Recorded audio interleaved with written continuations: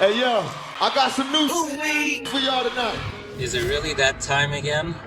Oh yes. Time to expose more fake ass.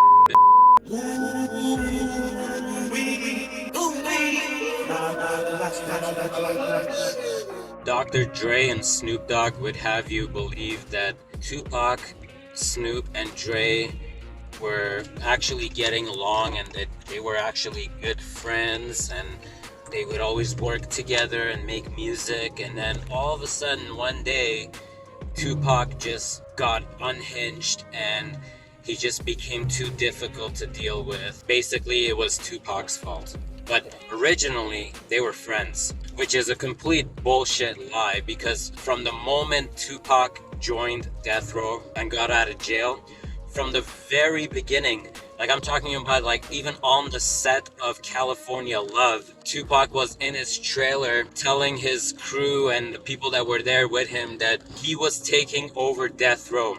And there's even audio and videos of Tupac even talking about this, so it's not even a secret, even though a lot of people don't know this. Tupac was in his trailer openly yelling it out loud for everyone to hear that he was taking over Death Row. Snoop and Dre were pretty much nothing, and that Tupac was taking over him and Suge were gonna run the company. And he was even saying like, F Snoop, F Dre. I'm on the set of California Love in the trailer with Pac. Pac's just going off. F Dre, F Snoop, it's me first, then it's Snoop, then it's Dr. Dre on the label. I'm taking over. I'm gonna be Death Row. I'm Death Row now. Tupac didn't like Snoop and Dre from the very get-go. If you an athlete, I love you. But if you a homo, Dre not gonna be here today. Not today. Dre not gonna be here. He said he wanna be here. If you looking for Dre, he not gonna be here. Yeah, Peanut. I'm saying he's gay because there's a guy named Bruce and they've been sleeping together for years. Oh. And we had a meeting. We had these meetings in the red room, right? And once we had these meetings, you had to put everything on the table. Tupac stood up and said, I'm tired of this. Dre, you's a fat. Dre said, first of all, I'm not a fat. He said, okay, well then you're a homosexual. He said, I'm not a homosexual. I'm bisexual. Dude, I don't want to be doing songs with a guy who's pounding other guys in the butt. then Dre said, Pac, I thought you were smart. You still dumb. If I want to pound some butt, I could do a woman. I'm a bisexual because I like to get my cheekbones blew out. I like to get pounded in the butt. Oh, my. Hey, yo, Pac, let these mother know what kind of party they in right now. Ain't nothing but a gangsta party. But on some real talk, Pac would not have been down with that. He wasn't down with what had happened with Snoop and with Dre in his life before he got killed. You know that. Would he been down with Dre with that? Would he been down with Snoop with that? In my opinion, no. And you can't blame Pac for not liking Snoop because Snoop's cousin, who was also trying to become a rapper,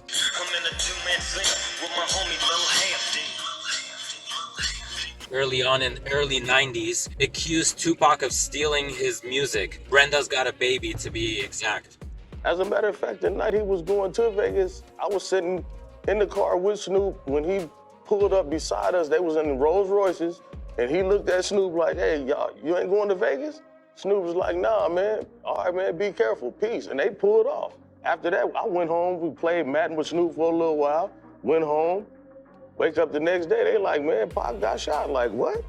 The world knows that Lil Half Dead did not kill Tupac. You know what I'm saying? I ain't got nothing to do with that. I wasn't there, don't know who did it, don't know how they did it, don't know when they did it. That's the police job. So Tupac and Snoop were already not on the greatest terms. So there's an interview with Pac talking about how, I believe it was in 93, that Suge wanted to sign Tupac to Death Row and he wanted to bring him to Death Row early on in his career. You know we just signed with Death Row, that's gonna be cool too. Tupac. Thug Life and Death Row, ain't that a bit? Because he wanted Tupac to write for Snoop and Dre. And I don't even picture myself to be like Dre or whatever, I just picture myself to be like me. They came to me and said, do you want to work with the Row? And I said, hell yeah. And Dre wanted to do some shit on my music, the next album, that's good. I can't really ask for nothing more than that really in 93.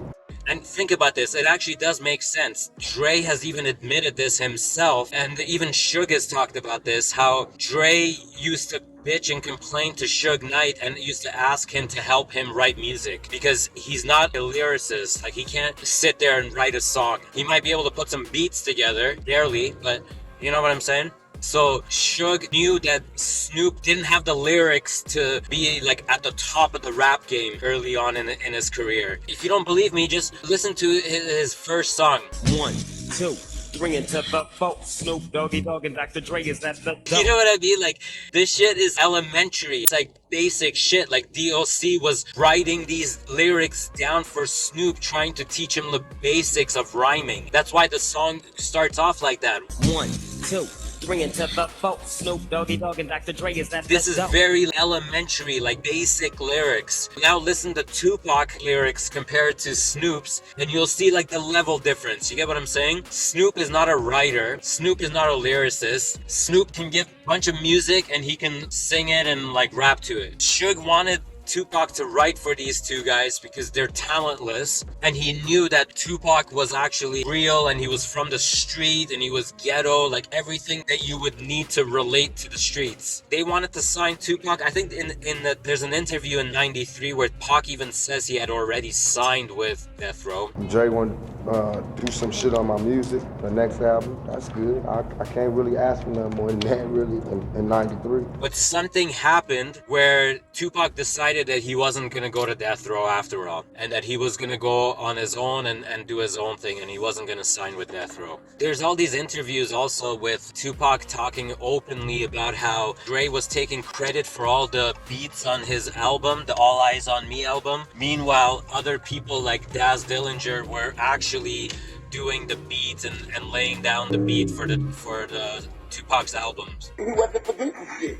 Like on my album, other niggas was doing the beat and Dre was getting the credit. And I gotta go in MPD and be like, yeah, he did this, he did that. And I'm gonna tell you, man, honestly, it's a sight to see Dr. Dre in the studio. You know, I'm gonna tell you just for the world. Dre don't hop up in this. He got his own studio at home. He don't even kick it with regular rappers in the studio. No, we ain't do it. And I got tired of that. I didn't think we needed that. And that Dre wasn't actually there mixing the beats. Like, he doesn't even like come to the studio with the rest of the rappers. Like, he does it all from his home studio, so that he can have all of his crew doing all the work for him, and then he sits there and takes the credit. But it was not my decision. It was Phil's decision. Phil's the one that was coming to me, because I was soft on it. Like, you know, well, fuck you, you keep him in the dark. He owning the company, he chilling his house, sucking dick. I'm out here in the street, you know what I mean? Putting it down, dropping albums, doing my shit. And this nigga taking 3 years to do one song. And he's not the only one to do that, you know what I mean? But this is like a common thing that happens in the industry. Some of these talentless guys don't want to be seen in the studio with other rappers and other producers because they get exposed. And then people realize that they have no skill at all, and that these people were put in these positions. Are you making faces behind the camera? Check my suit out. Sun right here. I got. Go ahead. I got down here.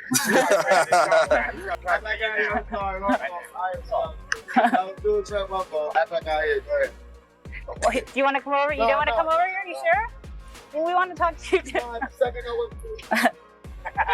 Snoop has always been jealous of Tupac till today. The guy's living in Tupac's shadow till today. When they were around, you can even see like their body language when they were around each other. Sometimes, yeah, they seem like they were buddy and chill, but then you watch other times, like for example, like when they were doing the House of Blues concert, right near the end, the very end of the concert, Tupac and Snoop hug up on Suge, and you can see Snoop putting his arm around Pac, and then Pac is trying to like shrug him off without making it too obvious, and you can see the footages for yourself.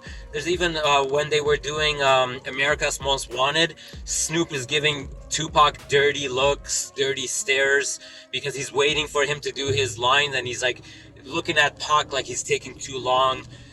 All of these guys in Death Row on Snoop's side were jealous when Tupac came. Snoop, Corrupt, and Daz were so jealous and envious of Pac that they were listening to his albums before they were even being released so that they could steal lines and lyrics from his album and then put it out in their own music.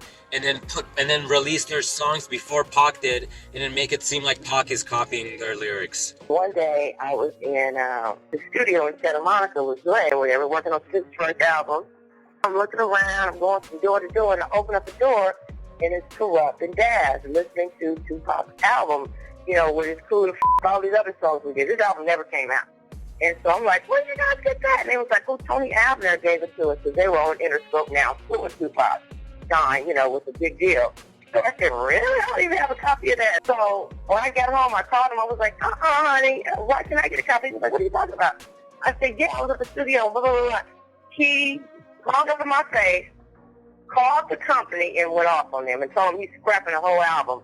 And he was so mad that he could not stand them because all that, bitch, all that is, Israel, Canizil, get my mind and my money and all that, they stole from him.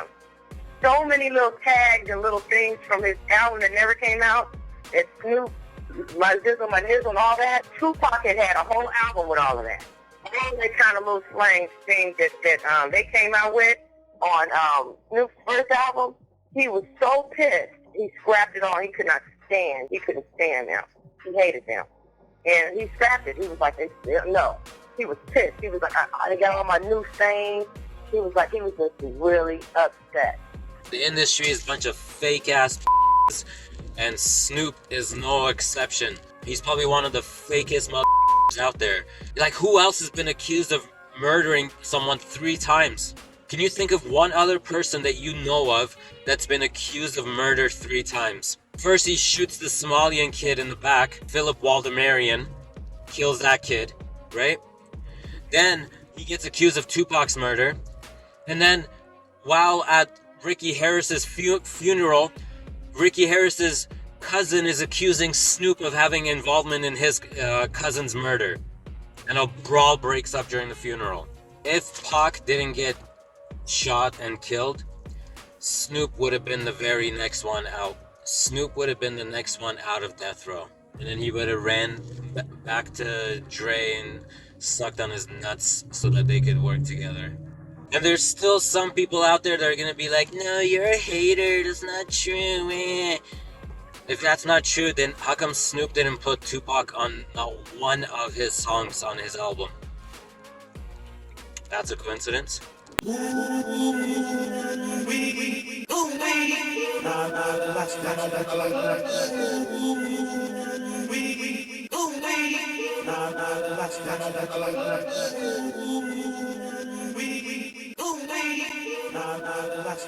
like that.